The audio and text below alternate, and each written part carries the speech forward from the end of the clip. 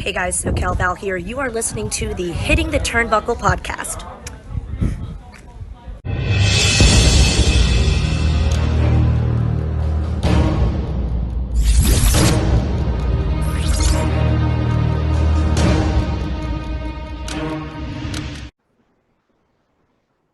Welcome everyone to the Hitting the Turnbuckle podcast. I'm your host Dave Robinson, and this week we're going to be discussing Collision with Gary Joe from the Honor the Elite Facebook page. Gary Joe, how you doing today, man?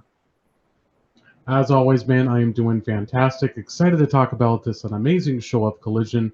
And before we go forward, you don't need to hear my advice on it, but I'm going to give these guys a follow right now. Wicked, thanks, man. And this appears to be your team for the Collision review moving forward. We haven't heard from Parker for a while. Hopefully you're doing well, Parker, and everything's okay. But yeah, let's get straight into it, man. I just want to touch on Rampage. We don't necessarily review Rampage, which, to be honest, might be an oversight because Rampage have been putting on some really good shows in the past few weeks. So I might have to have a word with the bosses and see if that we can get a little bit more time for a Rampage review. However, the parking lot brawl between the Blackpool Combat Club and Best Friends, this was absolutely sensational, and I hope as many eyes as possible. And if you're an AEW fan, please go back and watch it. Because if you watch the original parking lot brawl 3 years ago between Santana and Ortiz and the Best Friends, you'll know that match was stunning, and this was just as good for me. Gary, what did you see this match? And if you did, what did you think of it? Honestly, I think it was a match of the year contender. I thought it was a lot of fun. You know, you're getting the mix of course, John coming in there within like 5 seconds and already bleeding, and which is common for John, but I loved it for Trent as well. Yeah.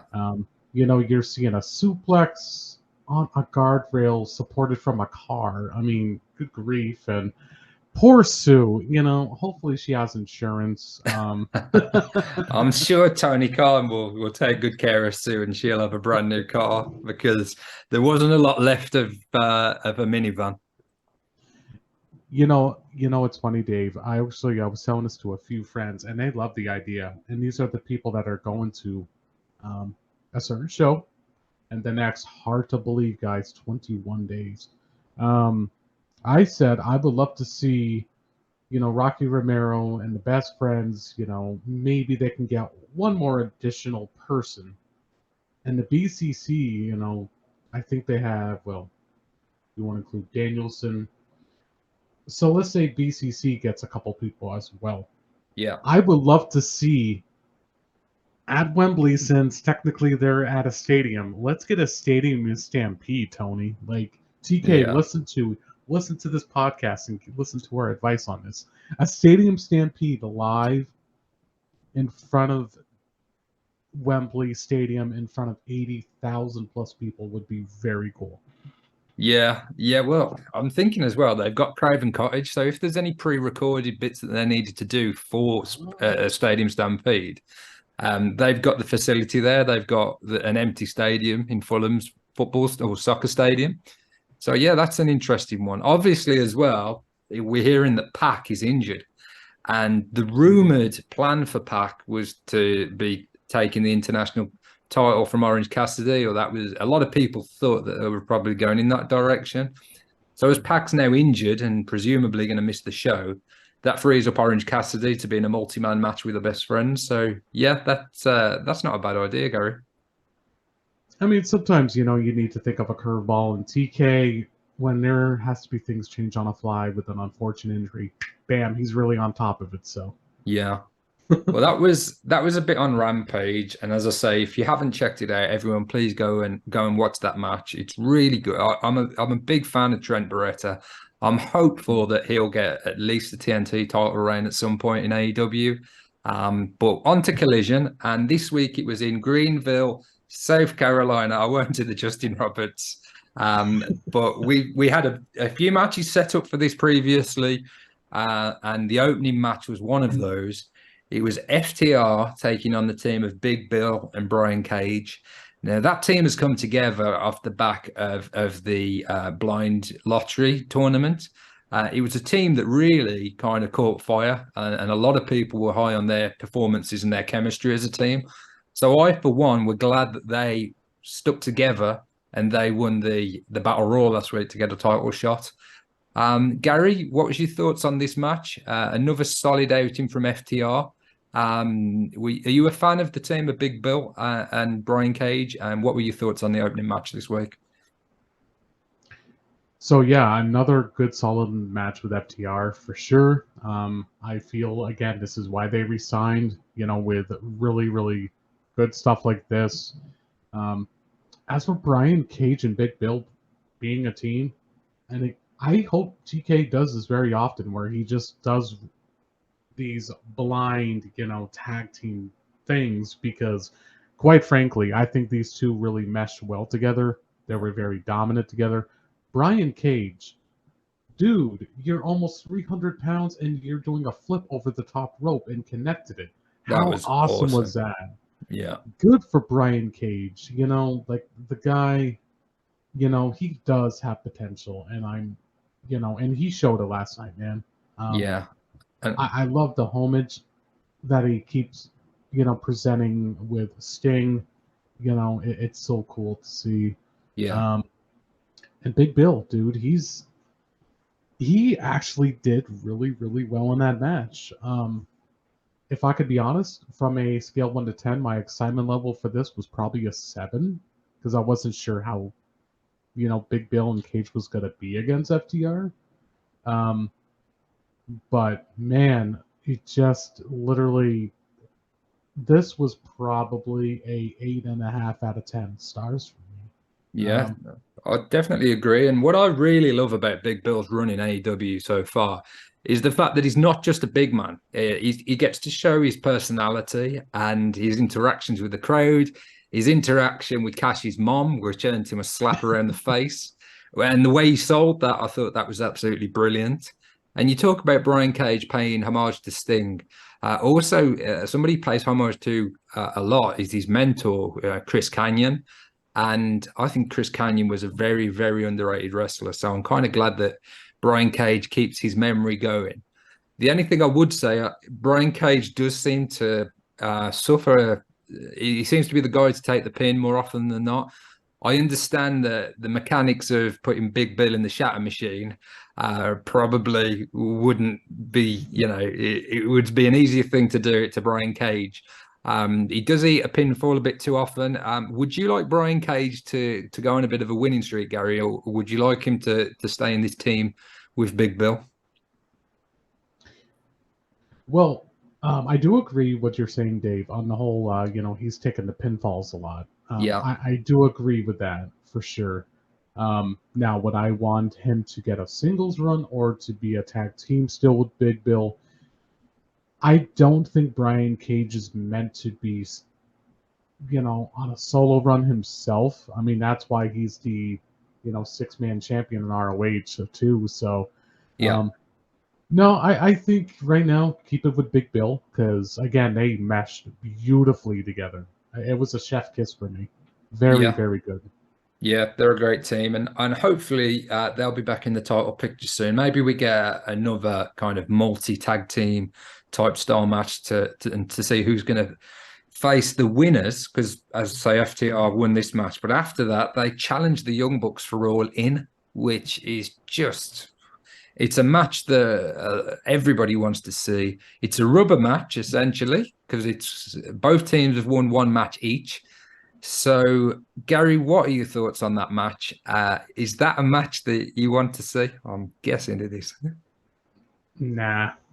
No, I'm kidding. It's they're definitely gonna take my bucks for sure. Like when I heard this get announced, I was just stoked as hell. I say that because when you see these two, and I was very fortunate to be a part of where I feel FTR was officially over with the crowd, and that was FTR versus Bucks 2 in Boston. Yeah. Last April. that, mind you, that was probably in front of, I believe, like 8,000 people. But this time we're going to get over, 80. 85. No, just Yeah. kidding. I'm hoping so. I think it'll be a sellout, man. I think all the tickets will go by the time, because we've got a number of matches announced now, pretty much, or set up for All In. So as I was talking about Big Bill and Brian Cage, there's plenty of opportunities for them off the back of that. But who do you think will be the tag team champions after All In? I personally still hope it's FTR. Yeah. My biggest concern, though, I mean, it's not really a concern. My biggest pause with the thought of that happening is, it's no secret. I'm very happy. The Bucks did resign for the next 5 years to stay. So I think where TK is going to look at them like, okay, here you go. You deserve it. This is your medal. But at the same time, you don't want to do that to FTR again. Because I think they are undoubtedly your best tag team in the division right now. And that's not taken away from anybody that's part of that tag division, because I think they're really good. But I think the purpose of this match is everybody wants it. Everybody has been wanting it for quite some time now. And again, TK is really listening to the feedback from the fans. And this is what I love about him, because he listens to us. So this match, I'm excited for, man. Oh, man. Yeah, and it's pretty much a guarantee that match is going to go ahead. The Young Bucks are taking on the Hardy Brothers next week. The Hardy Boys on Dynamite, so that again should be another great match. So I think the tag team division is ticking along quite nicely at the minute in AEW. I think that will be an absolute show stealer when we get to All In. In terms of title matches, there was another one up next, TBS title time. And one of your personal favourites, Kris Statlander, was defending her title against Mercedes Martinez. Now, I'm fastly becoming a big Mercedes Martinez fan. I think she's a very, very talented wrestler, and I'm glad to be seeing more of her now on Collision. Gary, Kris retained with a roll-up at the end, but how did you see this match? Dude, Mercedes Martinez, I applaud you there, miss, because that was a really good match as well. And again, it just shows that putting the title on Statlander was the best decision. Because when you see a match like to this Excalibur, no pun intended, it's definitely perfect. And I love the post-match angle, and TK really, I think he has listened over the course of the week with the criticism of the women's division. I don't know about you, Dave, or anybody that follows this great podcast here on Hitting the Turnbuckle, that the shift in the women's division feels like it's changing. And, this is perfect. Diamante, if she's in a big-time position like this, I'm for it. Because... she's another one during the pandemic. She carried the women's division. It's great to see her in a spotlight. That team of Martinez and Diamante could be gold. And I like that Willow Nightingale still getting featured, helping out Statlander. So the match itself, though, like I said, dude, it was really, really good. I'm going to put it at an 8 out of 10. The match wasn't 5 minutes either. They got plenty of time. Close to 15 minutes, man. That's crazy. Yeah. Well, there was a move that I'd just like to talk about. Mercedes Martinez was sat on the top rope facing out towards the fans, and she hit kind of a German suplex from a seated position on Statlander. And I just thought that was a crazy move. It was so good. But as you say, it was the post-match that I liked even more, because it wasn't just a match thrown on the card to hit the quota for a women's match. It was a great match, probably match of the night.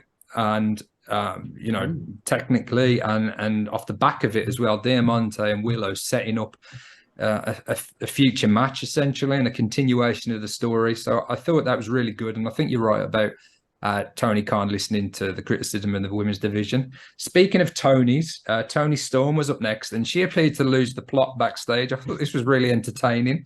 But what I wanted to mention and ask you about is she was alone. There was no Outcast with her.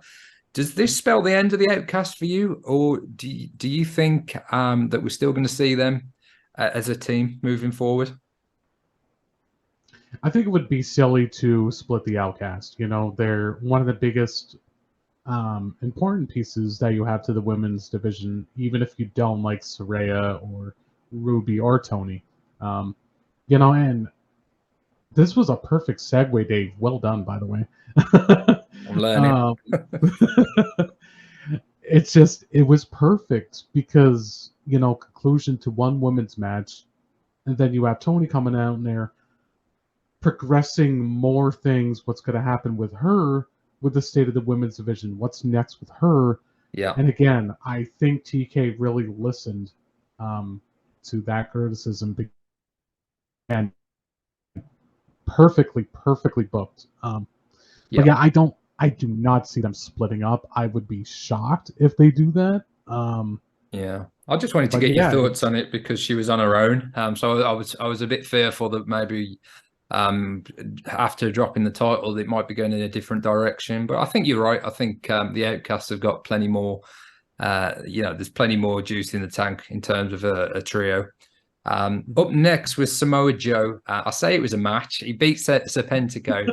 It was under 10 seconds, and it was with the coquina clutch. And I'm a huge Samoa Joe fan. So glad that he's getting this run in AEW, particularly with how his last run went in the WWE. You know, this guy is an absolute star, and he belongs at the top of the card. And it looks like he's going to be the top of the card at All In, because following the match, he challenged CM Punk. He stated the roll-up is not good enough for their legacy, which I thought was a killer line.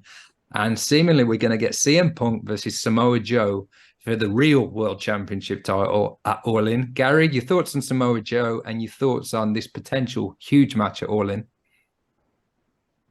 Like I said before, Samoa effing Joe. Like, this guy is just so good.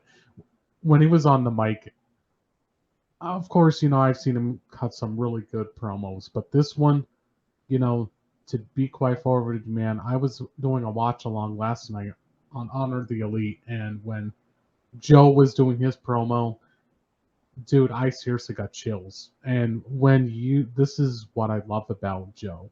You know, so the match, that's possibly going to take place. I actually thought he was going to ask Zack Sabre Jr., but that's okay. Same.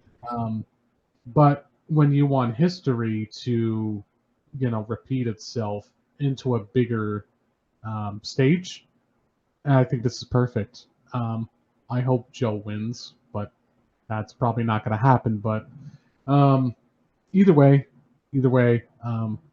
I'm just glad they're really getting things done with getting a card for All In. So, Samoa Joe, listen to this podcast, man, because you're on fire with that promo, man. Really good. The promo rating, I'm not going to give the match a rating, unfortunately. The promo, 10 out of 10 for me. 10 out of 10, and it's not very often I score things 10 out of 10, but I think it just absolutely did what it needed to do. It was perfect, and that match is one that I hope gets confirmed next week. I'm sure CM Punk will respond. Obviously, he had a real world title defense this week, so next week I'm sure we'll hear from Punk in regards to that match, but that's, again, a potential show stealer. On with Collision, and next up was the House of Black, and they were being challenged for the trios titles by Action Andretti, Darius Martin, and a returning big shotty, Lee Johnson. The house rule that they implemented was that Julia Hart was banned from ringside. And after her involvement last week in Buddy Matthews' match against Andrade, I thought that made a lot of sense too, that they would go with that. This, you know, was, again, a good little trios match.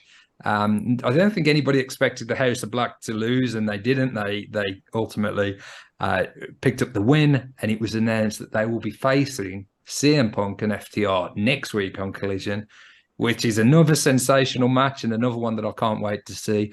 But Gary, what were your thoughts on this trios match and the announcement of the match that we're going to be seeing next week? So the match itself, I was telling this to Dave before I came on here. One thing I love of what TK did here is, the people that carried during the pandemic, like the Lee Johnson, actually Andretti and Dante Martin. Darius Martin. Yeah. Like those two as a tag team, I think they are really well together as well. This match, I really, really was shocked by in a very positive light because I really did not see this match going almost 15 minutes. But this is what I love about Collision, man. Like, you're going to prove not only to, the people that's booking you into this match, but you're going to prove to the crowd, like, hey, we have not seen Lee Johnson in a while. Oh, this is going to be a squash. Oh, this is going to be funny. Lee Johnson, dang, dude. I don't know where you're finding your stride, but man, that was a really, really good match. I believe it's her, Julia Hart, that is, and Lee Johnson. I think they're the ones that are married or engaged. Which is Okay, I didn't know that. I think that's who it is. Somebody might have to correct us on that, but I think it is. Okay. But anyway, I thought that was a pretty nice touch. But hey, really, really, really good showing from House of Black for sure. Match rating for me, I'm gonna give it a 7.5 out of 10. As for the match that got confirmed for next week, oh my gosh! Like, what more do you want? Like, I mean, that is awesome. Well, that could have been an all-in or an all-out match itself, couldn't it? But we get these matches week in, week out, and the roster that AEW has, it just allows for it. Tony's always bringing in new stars as well and keeping things fresh. He's always rotating guys in after giving them time away with their family. I think of Roosh as an example of that. He's been given additional leave because he's just become a dad or his wife's given birth. So I think it's just such an exciting time to be an AEW fan. Oh, absolutely, man. Like, this is why I like coming on to this recap of Collision, because this is what I really want to talk about more than anything. This show really executed beyond belief, man. Yeah. But wait till we talk about the main event, then that's when I will have something to talk about. Cool. Well, before we got to that, there was one more match, and it was Jay White up against Metalik. Ian Riccoboni on commentary, and this is one of the things that you get from Riccoboni. You get these little facts that he's just an encyclopedia of wrestling knowledge. Jay White and Metalik were actually shared a flat together, or they lived together in Japan, which again is an interesting little tidbit that he threw out there during this match. Obviously, Jay White wasn't in action last week. We had the cardboard cutout. We had both the cardboard cutout and the real Jay White this week, and he beat Metalik, which probably wasn't a great shock. The Guns were on commentary. I think this was a great match, and it showcased the talent that Metalik is. Jay White has got a history of working with these guys in AEW. He's had a match with Commander as well. And I think I think it's a great thing because obviously his career in Japan, he's faced a lot of Japanese style wrestlers as well, and he seems to blend well with a variety of styles. He seems to get really good chemistry, particularly with like the luchadors. I thought this was a fun little match before we got to the main event. What were your thoughts on this and on Jay White? I think the match was fun for what it was. I think sometimes you needed a little bit of fresh air from the excitement from this show. So I think that was the purpose of this. So people could just relax before the main event. Dave, I'm just going to call it out right now. I would love to see Jay White be the one to take down Orange Cassidy for the international title. Okay. This guy, I mean, I'm not saying you need a title to reward yourself for how great you are, but Jay White, man, I'm not going to lie, when I saw the cardboard cutout, I'm like, oh man, he's not here again next week, but he was. Yeah. And the Guns on commentary, they're so fun to hear. I thought they were funny, particularly when they said that line about Metalik being an 80s band and thinking for whom the bell tolls. I thought that was a lot of fun, and there's that element of levity in this. I know we've discussed about hoping that the Guns were going to be a serious act with the Bullet Club, but I think they're the perfect act for the Bullet Club. I think those four together are a great unit and really entertaining. Juice as well. He's so I don't know, charismatic. Yeah, I'm a big fan of Bullet Club Gold. You know what's funny, Dave? So when I was doing my watch along last night, somebody obviously joined in. His name is Stefan, and I like the line that he said. He's like, "Hey, WWE may be oozy, but in AEW they're juicy." Yeah, yeah, It was a good touch. yeah. Well, onto the main event that we touched on earlier. So this was for what we're calling it now the real World Championship for the time being, and that's CM Punk's title with the X spray painted across the E. CM Punk was up against Ricky Starks, and Ricky the Dragon Steamboat was a special referee stroke enforcer. He was an additional official essentially on the outside of the ring. Again, given the history that Punk has got with Ricky the Dragon Steamboat, and given who Ricky is and his whole career, he's never really cheated to win, and he's done everything kind of the way it should be done. I think he was the right person to be in this position. Another shout out as well for JR on commentary. I think it made it feel like an even bigger deal, this match. It gave it that big match feel. I think JR was great on commentary for this match. I really do. I'm glad that he's doing better, because obviously he had a bit of a nasty fall a few weeks ago, which is why we haven't seen much of him or heard much of him. But he spoke about Punk and how Punk kind of brings eyes to the product, and he's just one of those wrestlers that, whether you like him or not, he's a draw, and he likely always will be. Punk ended up picking up the win here, and Ricky the Dragon Steamboat counted made the count. Gary, what were your thoughts on this match and the post-match angle? So I thought the match was, wasn't too bad. I really enjoyed it. Only criticism not criticism, but the only negative that I have with the match is the pinfall to me was very flat. Yeah. That's the only thing I didn't like about the match. Personally, I would have loved to see Ricky win here, and then we see Ricky Steamboat actually doing the assist. But yeah, that ending, unfortunately, I think they need to erase, but a lot of people are not talking about it today, so I think that's a good thing. I did not like that ending, but I like the post match. You need to get people to you need to give a lot of you need to give a reason for people to believe that Ricky is actually a legitimate heel, because he's so liked by so many, and a few other people that I can think of. So when you're doing what he did to Ricky Steamboat, he got showered with booze, and I'm curious to see how Ricky will be being a heel going forward. If he's still going to get the reactions or not. But I will say this in AEW's bookings defense, when it comes to changing Ricky into a heel now. When he was with Team Taz, I honestly thought Ricky did an amazing job as a heel. So, I mean, people can say, well, he's just a modern day Rock or whatever, because he has the look, he has the ability on the mic, he's this, he's that. Well, that's just it. Ricky has the key elements of being a good heel. So I have no doubt it's going to be good. But my rating for the main event, unfortunately, I'm probably going to give it a 7 out of 10, and that's I did not expect it to be that low.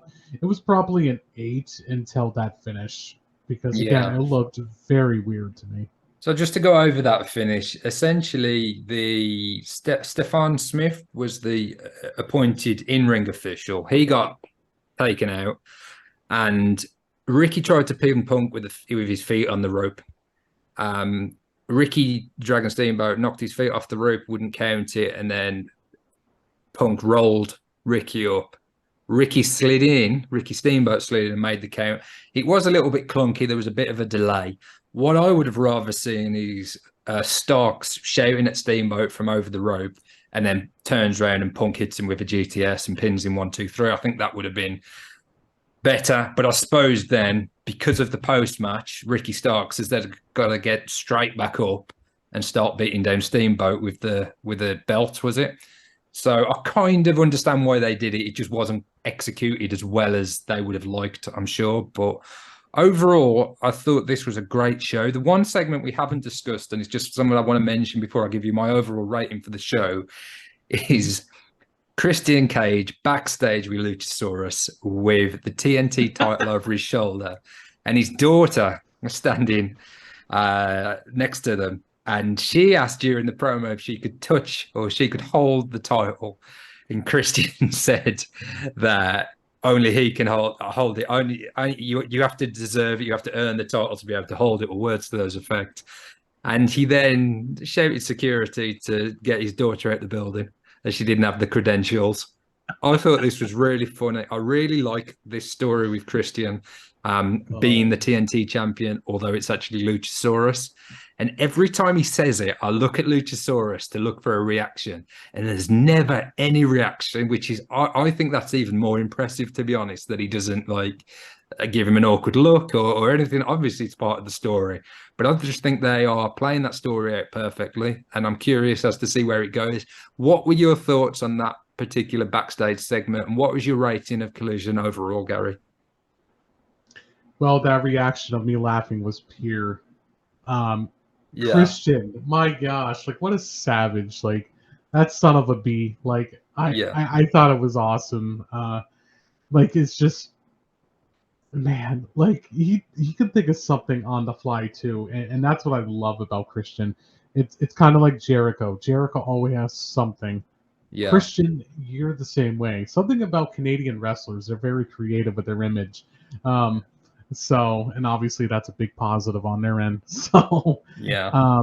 But yeah, dude, that segment was just, oh man. And we were not the only ones that were laughing. I can hear obviously the crowd in the background. Yeah. With that segment, just a laugh hysterical too. Yeah. Really entertaining stuff.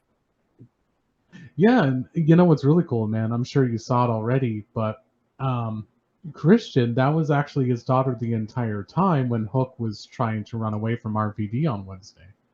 Okay. Remember how I'm so used to call him Jungle Boy, but Jack Perry holding that kid so that way, that was actually Christian's daughter. Yeah. I thought she looked familiar. Yeah. That's who it was. I was like, that's cool. But I'm gonna let you do your rating first, man, and then I will go next. Okay, well, I think Collision, as we were discussing before we hit record, I think it's doing such a good. It's really found its groove on a Saturday night. It's great creatively. The pacing is absolutely perfect. It's obvious who the top stars are and who the episodes are centered around. You got Punk, you've got FTR, you've got Bullet Club Gold. You got Samoa Joe, you got Ricky Starks. These are the guys that kind of featured prominently. But there's others. We got House of Black. There's more. There's a lot more. But those are your top stars. And there's so many storylines coming off. There's not just. It's not kind of just on a rigid path creatively. There's different things they can do. It's going to keep it interesting. It's going to keep it entertaining. And I think, on a whole, Collision's the best wrestling show on TV at the minute. I think this week I'm going to give it to Dynamite for the show of the week, but it was Dynamite 200, so it was a special show. But I think consistently the best show on TV is Collision, and this week I score it 8.5 out of 10. Gary, over to you for your assessment. William Hamlin, we need you on here, brother. Yeah. Yeah, like let me just say, like, wow, like you said all perfect points there, Dave. You know, I always get excited when it's AEW week, is what I like to call it. Every single time when I'm watching a Collision, I know what I'm expecting. Yeah. And that is a show that has really, really been helping out AEW drastically. Um, you know, there's, dude, when I wake up in the morning on Sunday, now that I'm doing this, recap here, I really want to talk about it because it's just that dang good. Um, there's just so much storyline progression with the show. We're just talking about one with Statlander and Mercedes Martinez. That's continuing, and I think that's perfect. Um, I'm not really all keen and care about the ratings, but if we want to just bring that up for a second, ever since Collision drew 545,000 a few weeks ago, they keep increasing in the ratings. Fast fact, Collision grew their demo audience by 49% last Saturday. That's amazing. And then their rating was pretty close to 800,000. I don't see that happening this week because of SummerSlam, but my point is the ratings are not something that, like I said, that I don't want to discuss, but just shows with their increase in the ratings for the last few weeks, it just shows people are invested with the show. I'm invested with it. Dave is, everybody.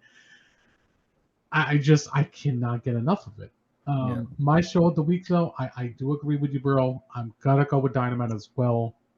Like you said, maybe because it's the 200th edition, and then that also had a great storyline that I loved with MJF and Adam Cole.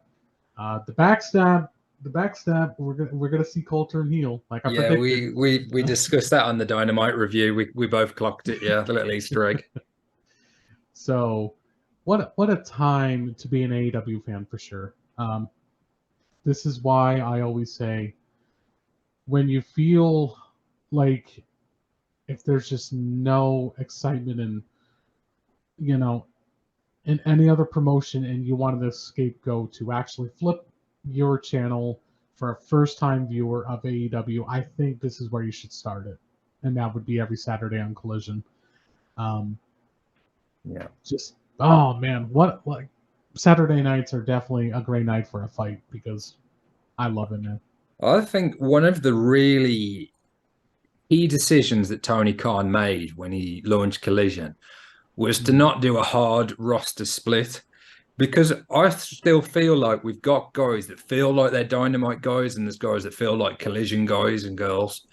But they do have the creative freedom to do whatever they like. They can continue stories. They can be involved in the tag matches with FTR. They can be involved with, the Elite. They can be involved with House of Black.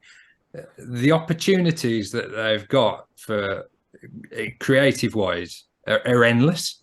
And if they would have had a hard split and kind of said, this is this roster and that's that roster, they'd have really tied a hand behind the back. So, and it would have been easy to do that, I think, particularly because of the situation or the rumored situation with the Elite and CM Punk still not being perfect. It would have been easy for Tony to say, we're splitting this and we're having two rosters. I really think it was a masterstroke not doing that. What are your thoughts on that? Dude, that's a really, really good question here, Dave. I keep saying, I think, me personally, doing not a roster split, I think was a really good decision because you have the roster, just you got to make it work. Yeah. And it's working a lot. Yeah. And the whole thing with, the Elite and CM Punk and whatnot, I just want to get this out of the way. It's been just about, we're a month away from this being a year. I think people need to let it go. Yeah.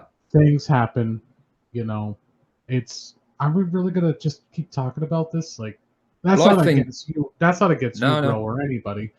It's just I look at it this way too. I will sit here and I would lie to myself and said, well, I wasn't worried about the elite leaving, because I will be quite honest with you and everybody that tunes into this amazing podcast. I was worried about Kenny really leaving. I was worried about the Young Bucks, joining Kenny Omega as well. And I really thought too, Adam Page, as he does, you know, have or still maybe doesn't have a CM Punk beef with him, and then when I saw that they re-signed, I was literally the happiest man in the world. It was like Christmas morning. So my point is, I think everything is civil. I think everything's fine. yeah, I think we're gonna see very, very soon. We are gonna see the Elite and CMFTR. yeah. I think everybody made up, dude. Personally. I think so. My point was really with the roster split prior to Punk coming back, it would have been easy for Tony to keep everyone separate, and he didn't do that. Yes. And from a creative wise, it's actually harder to do what he's done when you've got the option of having guys on both shows. So it would have been a lazier approach or an easier approach to split everything up. The fact that he didn't, and it's been so successful, really hats off to him. Also, the fact that we're getting Young Bucks versus FTR says to me that there's been significant movement in that area, and we will get that 6-man match at some point. It might not happen at All Out, but I think down the line, we're going to see that match. What was your overall rating for Collision, Gary, this week? So my overall rating is an 8 out of 10. It was a B, just strictly a B. So everything was just well executed on the show, except, like I said, that one little thing with the main event. But it just really, really good stuff. And one last thing I will say, dude, about what you're saying about the roster split, or, well, not really roster split, but getting people on this show. I love the fact that, they're not doing new championships either. I'm really, really glad that they're just sticking with their current champions being on both shows. It's really, really good. But yeah, another good week for Collision. Yeah. I mean, lastly, just while you were talking about that, I thought about the Acclaimed. We did see them backstage this week. Quite an emotional segment, really, with Anthony Bowens, sending a message out to Billy Gunn, saying that they're going to be carrying his boots to the ring with them from moving forward, and they'll be back in action next week. So another great team there that are going to be back in the tag team title picture, surely. I think so, because, man, they are certainly one of the most over. I'm going to make a prediction with that, actually. I think you need to hear 80,000 plus people say, "Scissor me, daddy, you know what?" Yeah, we're going to say it, "Scissor me, daddy ass." Yeah. It's just because that's their thing. I think Billy is going to definitely retire for sure. But I think that's going to happen on All In. I would be shocked. Or I see the Acclaimed really having a match at All In, and then there's going to be a surprise with Billy. And then you're going to have 80,000 plus people just sing that very famous anthem. Yeah, we've got to hear it, man.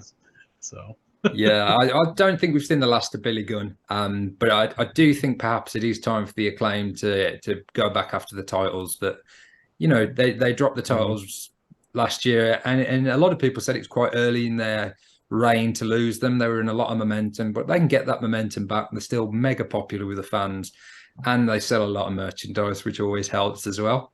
But Gary, thanks for joining me this week. We're going to try a little tandem sign off first time. So bear with us, everyone watching, because there's a little bit of a time delay here, but we're going to go for it.